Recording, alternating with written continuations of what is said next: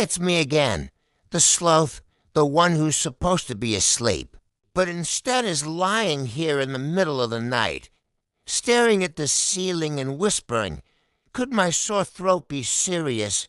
It always starts with this question. One tiny scratch in my throat, and suddenly, I'm not just a sloth with mild discomfort. I'm the main character in a tragic medical documentary. He was so young, they'll say. He just wanted one more mango smoothie. Then my brain does what it always does.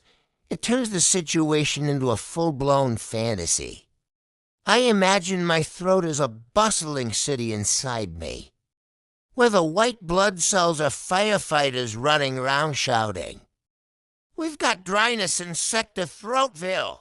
And the bacteria are holding a raven there, wearing tiny neon sunglasses and chanting, "Let's make him cough." I picture myself as their slow-moving mayor, trying to restore peace but forgetting every speech halfway through because, well, I'm a sloth by the third minute of this internal chaos. My imagination gets worse. I start diagnosing myself with things that don't even exist. What if it's sloth throat syndrome? I whisper. Sounds official enough, right? Symptoms, mild drama, excessive Googling, and an unshakable belief that herbal tea can cure anything if you stare at it long enough, I'd probably make it into a trending condition online. Do you suffer from STS? You might be too emotionally attached to your humidifier. Then I remember the time my friend Barry, he's a bat, told me his throat hurt once, and he thought it was serious. Turned out he was just yelling all night at the moon for ignoring him. So maybe that's me too. Maybe my throat isn't sore because I'm dying. Maybe it's sore because I've been whispering all these dramatic monologues into the dark like I'm auditioning for a sloth version of Shakespeare. To sleep. Oh, not to sleep. That is the sore-throated question. Still, my brain keeps spinning scenarios.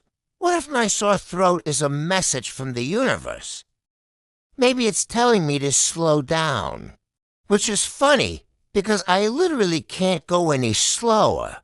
But maybe it means slow down in thinking. Maybe the universe is saying, hey, stop imagining your tonsils are plotting against you. Or maybe it's just saying, drink some water. Genius, then comes the doctor phase. I picture myself walking into a hospital in slow motion. Obviously, with dramatic background music. The nurse looks up from her desk. What seems to be the problem? She asks. I look deep into her eyes and say, it started with a tickle. Then she gasps and whispers, not the tickle. And suddenly, there's an emergency team wheeling me into surgery while I whisper. Tell my plant I love him. 5 minutes later, I convince myself it's something mystical.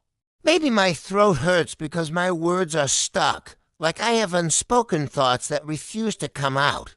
That's poetic, right? Maybe my sore throat isn't a symptom. It's a metaphor. Maybe my truth is caught in traffic somewhere between my heart and my mouth, or maybe. More realistically, I just shouldn't have eaten 6 spoonfuls of peanut butter before bed. Round this point, I start negotiating with the universe. Okay, I say to no one, if I wake up tomorrow and my throat feels better, I'll change my life. I'll drink water. I'll stop eating ice cream straight from the tub. I'll even start doing yoga. And then my brain adds, at least the kind of yoga that doesn't involve standing. You see, even my inner voice negotiates lazily. Then I remember every health article I've ever read, all those warnings that start with, don't ignore this simple symptom. I sit up, horrified. Oh no, this is it. This is how every story begins. You thought it was nothing, but then, my sloth heart beats faster. I consider calling someone for advice. But it's 3 a.m., and the only creature awake is a pigeon yelling outside my window. And I'm not sure he's licensed to give medical opinions. And finally, after all the panic, the drama, the overthinking, I take one sip of water, just one, and the soreness fades instantly. I lie back, feeling foolish but strangely calm. Maybe not every ache means disaster.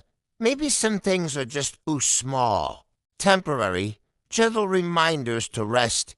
My last stop before drifting off is, next time I feel weird, I'll just drink water first.